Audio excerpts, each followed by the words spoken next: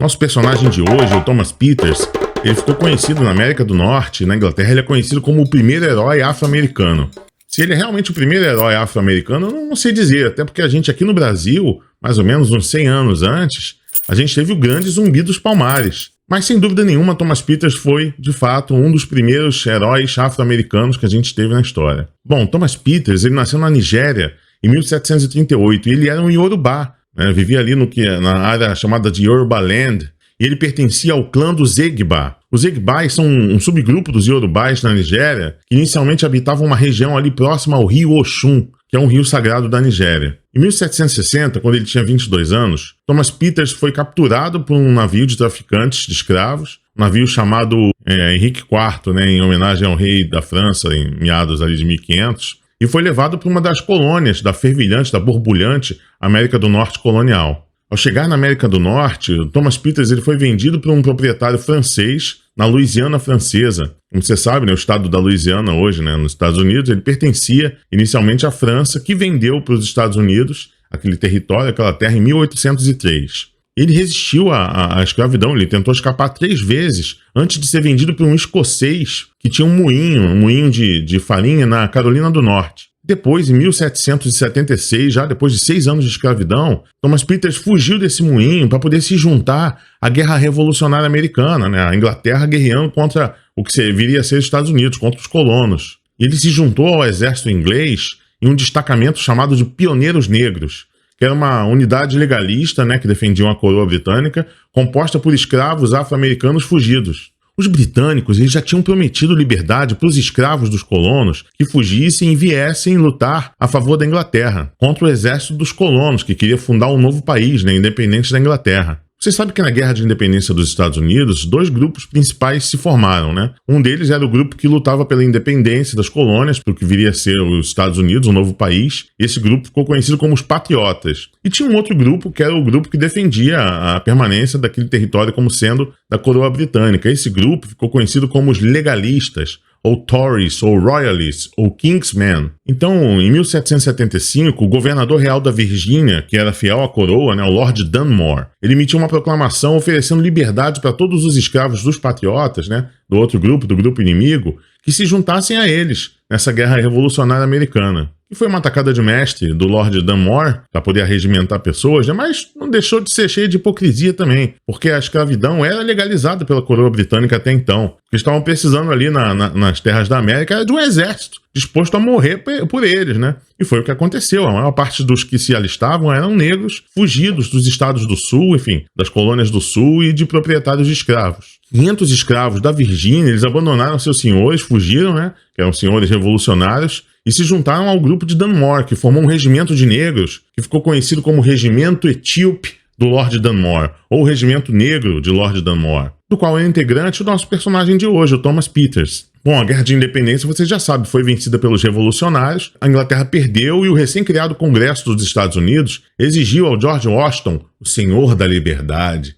né, o símbolo da liberdade americana. Esse Congresso exigiu que George Washington cobrasse da Inglaterra a propriedade deles de volta. E qual era a propriedade deles, que estava na mão da Inglaterra? Os escravos, os ex-escravos, né, os escravizados que tinham fugido para lutar em favor da Inglaterra. E os caras estavam exigindo essa grana, esse bem de volta. Essas pessoas, uma coisa horrorosa. Mas até que o Lord Dunmore e a Inglaterra foram minimamente decentes e honraram a promessa que eles tinham feito com os soldados de que iriam dar liberdade para eles se eles lutassem a favor da Inglaterra. E a Inglaterra reembolsou, ressarciu esses proprietários. E o nome desses soldados, desses combatentes negros que a Inglaterra comprou a liberdade, ficou escrito num livro chamado Livro dos Negros. Bom, então cerca de 4.000 lealistas negros, gente, foram realocados para as colônias britânicas, especialmente as colônias de Nova Escócia e Nova Brunswick, no Canadá, onde foram prometidas concessões de terras a eles, né? Fique tranquilo, vocês lutaram pela gente, como a gente prometeu, liberdade está aí, e agora a gente vai dar uma terrinha para vocês em umas colônias. Saiam dos Estados Unidos, senão vocês vão ser reescravizados. Sobe um pouquinho, porque lá vocês serão livres. No entanto, o que aconteceu quando esses soldados negros chegaram nessas colônias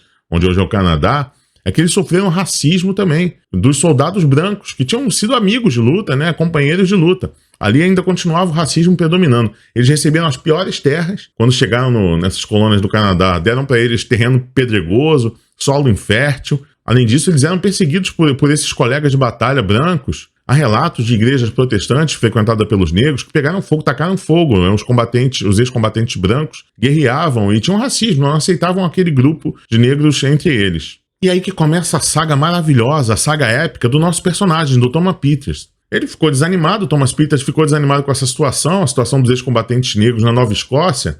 Então ele recolheu centenas de assinaturas e também financiamento para ir para Londres, em 1791, para exigir da coroa britânica a terra prometida, porque o que ele reivindicava é que eles fossem dirigidos, que eles fossem realocados para um outro lugar mais seguro para eles e com a tal terra que a coroa tinha prometido.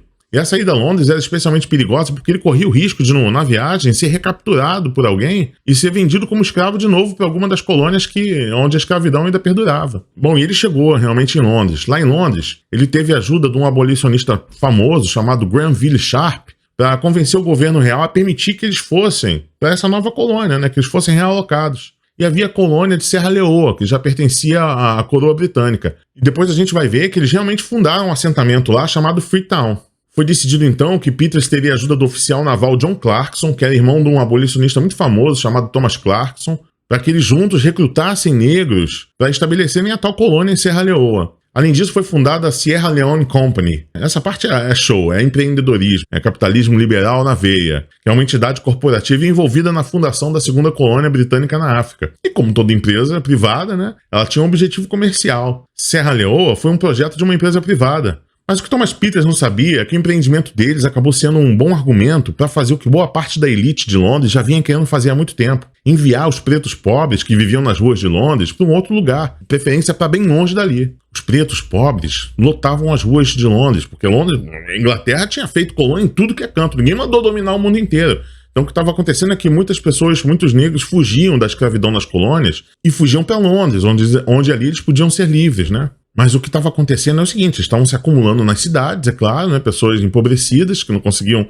ascender socialmente, e muitos desses negros, o que espantou a elite é que muitos desses negros estavam casando com mulheres brancas pobres. Coisa da mistura de raças deixava eles desesperados. E esse rolê de Thomas Peters para Serra Leoa parecia ser uma boa oportunidade para enviar o populacho de volta para a África. É claro que em Londres havia um movimento abolicionista muito importante, né, com importantes nomes tanto pretos quanto brancos. Mas também havia, majoritariamente, os escravagistas, pessoas com uma mentalidade escravagista e racista. Então, além dos ex-combatentes negros que viviam na Nova Escócia, em outras colônias das Américas, eles passaram a recrutar os pretos pobres da Inglaterra. Então, uma entidade de caridade inglesa chamada Committee for the Relief of the Black Poor, Comitê para Socorro dos Pretos Pobres, ficou encarregada de arrecadar fundos para financiar a viagem de pretos pobres, né, de Londres para longe dali, direto para Serra Leoa. E ainda ofereceram mais ou menos 20 libras para cada um que decidisse embarcar. Mas aí, o que você acha que aconteceu? Adivinha o que aconteceu? Muitos pretos pobres estavam sendo forçados a embarcar.